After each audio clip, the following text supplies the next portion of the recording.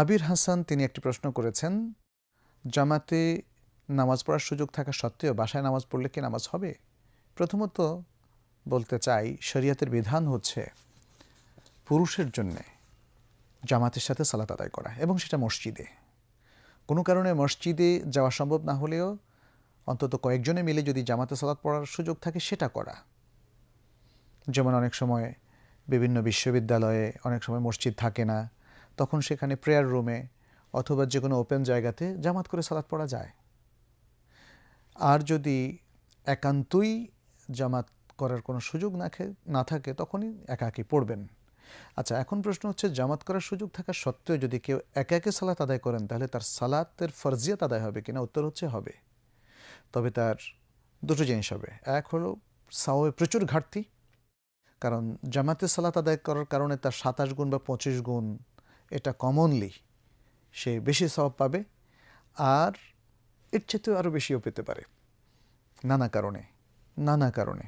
বহু লোকের সাথে জামাত যত বড় হবে তার পারফরমেন্স তত বেশি বাড়বে, এবং তার ইমাম যদি আরও সুন্দর কেরাত করেন ইত্যাদি নানা কারণে রিওয়ার্ড কিন্তু বেড়ে যেতে পারে। কিন্তু এটা হচ্ছে কমনলি একটা হিসাব যেটা রাসূল সাল্লাল্লাহু আলাইহি ওয়াসাল্লাম দিয়েছেন, ২৫ গুণ অথবা ২৭ গুণ। তাহলে এক নম্বর ক্ষতি হবে তার এই রিওয়ার্ডটা থেকে তিনি বঞ্চিত হলেন। আর দ্বিতীয় ক্ষতিটা হবে সেটা ভয়াবহ, সেটি হচ্ছে তিনি জামাত তরক করার কারণে গুনাহগার হলেন। কোনো শারঈ উযর ছাড়া পুরুষের জন্য জামাত তরক করা এটা গুনাহের কারণ। অতএব এদিক থেকে দুভাবে তিনি ক্ষতিগ্রস্ত হলেন। অবশ্য মেয়েদের জন্য যদি তাদের ইজ্জত, আবরু, পর্দা, পশিদার রক্ষা করে জামাতে সালাত আদায় করা সম্ভব হয় তাহলে সেটা তাদের জন্য অপশনাল কাজ, অপশনাল মানে ঐচ্ছিক কাজ। তাদের জন্য উত্তম হচ্ছে তাদের ঘরেই সালাত আদায় করা। তবে রাসূল সাল্লাল্লাহু আলাইহি ওয়াসাল্লাম বলেছেন, লা তামনাউ ইমা আল্লাহি মাসাজিদ আল্লাহ, আল্লাহর বান্দীদেরকে তোমরা মসজিদে যেতে বারণ করো না, নিষেধ করো না। অতএব মেয়েরা মসজিদে যেতে পারে। বিশেষ করে মসজিদে যদি মেয়েদের অথবা ইসলামের কমন কোনো বিষয়গুলো নিয়ে আলোচনা হয়, যেমন অনেক সময় অনেক মসজিদে আমরা দেখি হালাকা হয়, সেটি হচ্ছে আসর থেকে মাগরিব পর্যন্ত অথবা মাগরিব থেকে এশা পর্যন্ত। এগুলোতে অ্যাটেন্ড করা উচিত মেয়েদের, কারণ মেয়েদের কোরআন সুন্নাহ সম্পর্কে জানার সুযোগটা খুবই সীমিত। অতএব তারা যদি বিজ্ঞ কোনো আলোচক অথবা স্কলার এই আলোচনাগুলো করেন সেখানে তাদের অ্যাটেন্ড করা উচিত।